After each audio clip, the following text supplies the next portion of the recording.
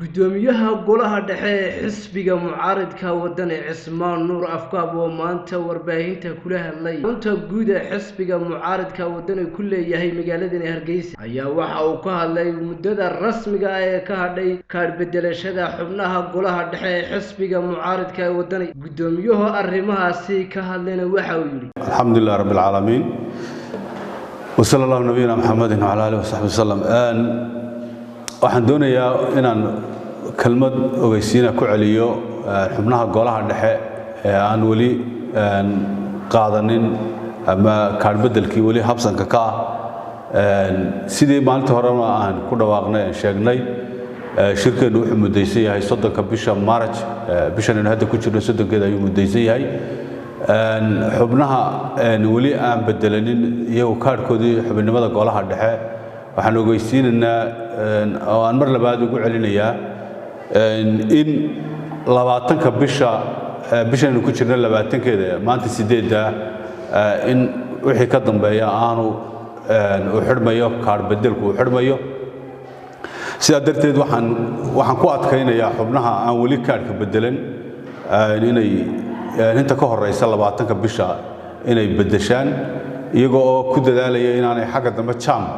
ka jaam garayn waqtiga ee ay qof waliba uu soo dadaalo oo 12 ka cishe ka sokeeyay marka 12 ka cishe maanta ka joogna 20ka in lagu bedesho arintaas waxaan aad iyo aad u adkaynaynaa in arinta lagu degdego waayo 20ka wixii ka dambeeya qofna kaar uma samayn doono qofna kaar u bedeli mayno waxaana shirka ka qayb qaadan doona cid bedelatay kaarka ayaa shirka ka qayb qaadan doonta marka sidaa darteed waxaan ku adkaynaynaa in ay kaar bedelashada inta 20ka bisha ka horeysa ay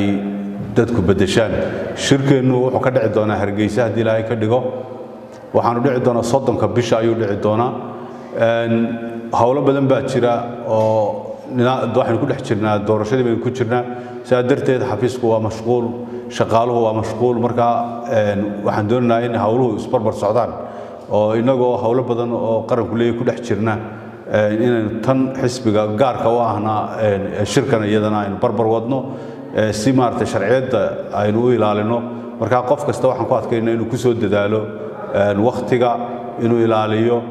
xafiisku wuxuu furan yahay laga bilaabo 7:00 subaxnimo ilaa 2 duhurnimo xafiisku wuu furan yahay qof kasto inta yimaadana kaarka waa loo bedelayaa marka hore iyo si degdeg ah loo bedesho aad iyo aad baa u mahadsan Cabdi Kariim Ciise Cabdullaahi Cabdi Kariim Stage